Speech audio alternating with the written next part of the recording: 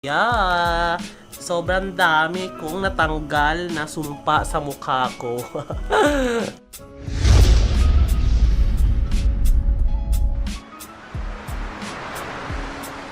What's up guys, this is Jonathan Urbuda. You're watching I Love Tanchong TV, a channel that highlights and celebrates the beauty of life. If you are new to this channel, consider subscribing. Just click the subscribe button at yung bell notification na katabi nito para ma-notified kayo moving forward sa mga upcoming uploads ko. And if you're using our social media like Twitter, Facebook, and Instagram, please do follow me. It's at I Love Tanchong. And of course, visit my blog. It's www.ilovetanchong.com. Talagang lately hindi ako nag-aahit at sinabi ko na sa last video ko na yung hygiene ko, if you're gonna measure this for a scale of 1 to 10, talagang baka 5 lang talaga yung pinaka ma-measure ko talaga kasi hindi ganun ako particular sa itsura ko. And then lately, ilang buwan na akong hindi nag-ahit kasi balak ko rin magpahaba ng buhok and then humahaba na rin to. So sobrang problema ko talaga to guys kasi itong buhok sa mukha ko talagang ang bilis na talagang tumubo talaga. Samantalang yung iba naman gustong-gustong magkaroon nito, samantalang ako naman ayaw ko na magkaroon nito kasi sobrang gastos talaga mag-ahit at saka sobrang time consuming, di ba? Instead na mag-isip na lang ako ng mga content, mag-edit na video, mag-social media, pumasok sa trabaho, manood ng TV, mag-ahit ka pa. Sobrang hirap din kasi siyang ahitin kasi ang kakapal niya talaga sobra. Ewan ko kung saan ko ito nakuhang. Wala naman kaming lahing burgis or ano. Ewan ko ba kung ano to. So tingnan nyo guys, so sobra talagang kapal niya talaga. As in, ang kapal-kapal, umabot itong ganyan. Tapos ginugupit-gupit ko siya. So ngayon, problema ko ngayon kasi hindi ko mahanap talaga yung gunting para i-trim siya. Ewan ko kung nasaan, baka natapon ko yun or ewan ko lang kung nasaan na ngayon. So ngayon, ang gagawin natin ngayon, pakita ko sa inyo kung kakayanin ba. Kasi yung ganito talaga, yung isang ganito hindi siya kinakaya. Ito, bumili ako ngayon ng, hindi po ito sponsored. Ayan, ito yung ginagamit ko. Bumili ako sa Mercury Drugstore nito.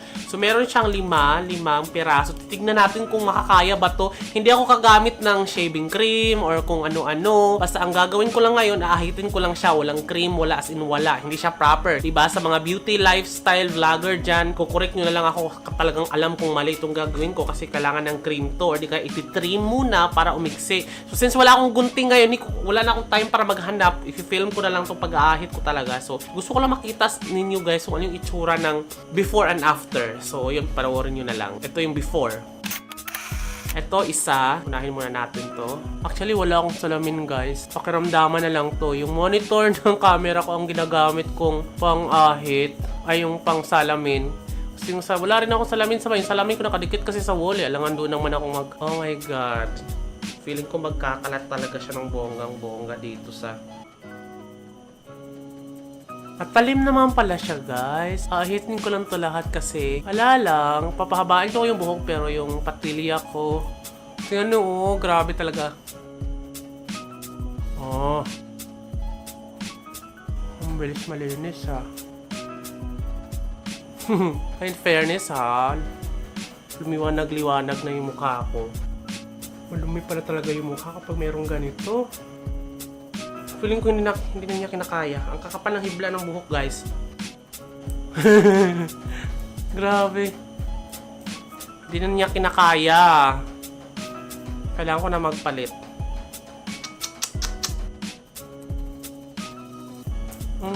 Kapal talaga ng hibla, promise. Wala akong salamin-salamin ito. So yung ginagamit ko lang is yung monitor ng camera. Pakiramdaman ko lang kung mayroong buhok pa o wala. Sunod tayo sa kabila. In fairness ha, pumuti-puti yung mukha ko. Pangit pala talaga ng mayroong ganito. Samantalang yung iba gustong-gustong magpatubo na ganito kasi parang ang masculine daw tingnan. Samantalang ako naman parang nagiging ermitanyo ako after. Pinpahaba ko to. Oh, pak! Pumuti na siya in fairness ha. Hindi na kinaya guys. Medyo hindi na kinaya ng isang ganito. Magbubukas tayo ng isa pa. Gastos nito. Mahal pa naman ito. Ako. Lalaki talaga niya. Lalaki ng hibla. Hindi kinakaya. Kaya dapat pala ginunting ko muna siya. So, dagdag tayo ng isa pa. Yan na. Ito. Unahin ko muna ito na sa taas. Shit, ang haba nito. In fairness, minsan itong ganito, nakakain ko na siya.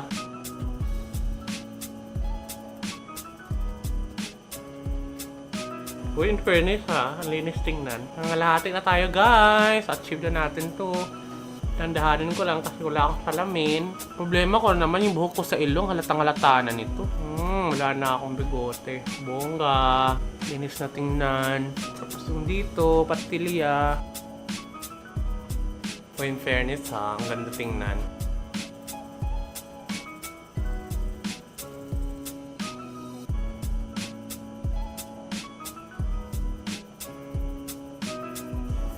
Pero ang dami pa rin natitira, Diyos ko. Dapat may cream to eh.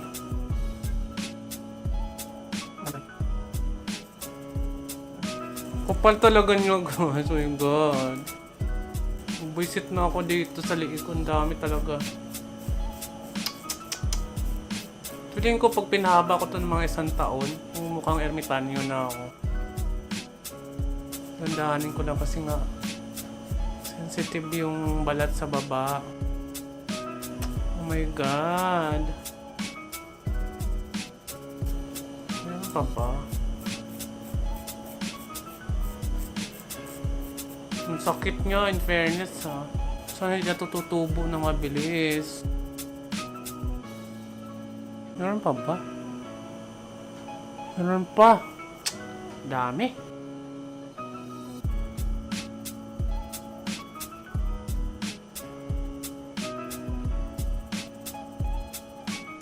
Sabi nila, pag nag-ahit daw, huwag salubungin yung mga hibla. Pero parang feeling ko kailangan siyang salubungin kasi parang hindi na siya, sagad na sagad talaga siya. Parang hindi na siya makita. Yung iba naman nakaka-irritate daw. Hindi na tiyata itong ma-irritate yung balat ko sa sobrang kapalan nito eh. Oh my god! Luminis na yung itsura ko in fairness. Kailangan ko na lang sa final look. Meron pa. Gusto ko naman oh. Ang hirap mo lang salamin, Luiset. Ay, meron pala akong salamin. Diyos ko, ito naman pala eh. Yan. Mahahaba ng hibla nito, in fairness.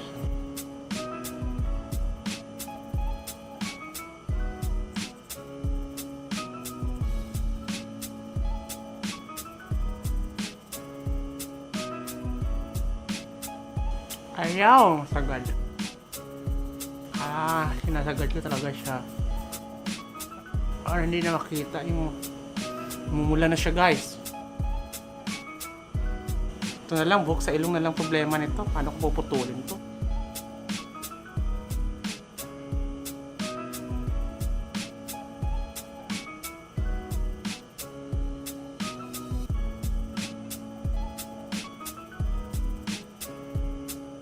Ay, bongga.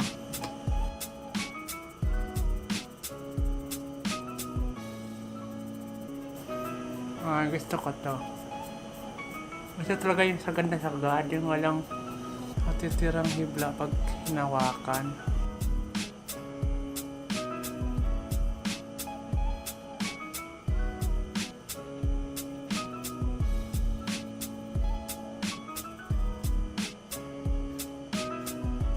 Ito na lang, buhok sa ilong na lang problema ko guys.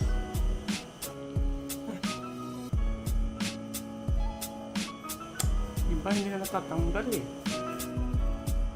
Ayan, tapos na guys. Yan, tapos na siya. O, diba? So, magsusuklay na rin tayo ng maayos.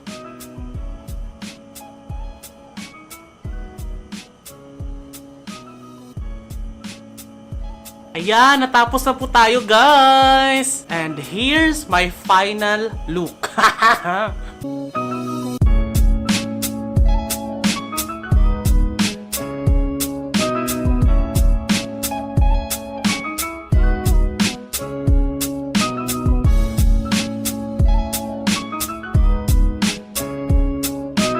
Wala na siya. Ayan, napanood niyo na po yung pag-aahit ko ngayong araw na to at nakikita niyo na yung before and after kapag sobrang haba ng aking balbas at bigote at kapag nag-ahit naman ako. Pero since hindi ko naman to regular ginagawa, so madalas niyo makikita sa mga video ko na balbasarado talaga ako kasi yun talagang sumpa na meron ako na hindi ako makawala talaga. Sobrang kakapal ng hibla niya guys at ang bibilis pa niyang tumubo. Now, kung may nagtatanong sa inyo kung gaano ako kadalas gano'n siya kabilis tumubo, 2 days or 3 days makapal na siya. So, yun kaya challenge sa akin yung ganyan kasi very time consuming. So, at least ngayon, ang naubos ko lang naman ay 2 lang. So, tatabi ko na lang tong 3 dito para magamit ko pa sa next na pag-aahit ko. So, ayun. Thank you so much for watching, guys. If you like this video, give a massive thumbs up and of course, share this to your friends na meron din ganitong problema na sobrang kapal ng kanilang balbas at bigote. Kaya, share nyo rin yan. At mag-leave na rin kayo ng comment kung meron kayong gustong itanong sa akin and meron kayong gustong mga video na gagawin ko next time aside sa mga condo tour na i-upload ko rin at gagawin ko moving forward. So, abang-abangan nyo lang yan. Once again, this has been Jonathan Norbuda saying, keep smiling because life is worth celebrating for. Bye-bye! Ayun na guys, no, pauwi na kami, paalis na kami ngayon.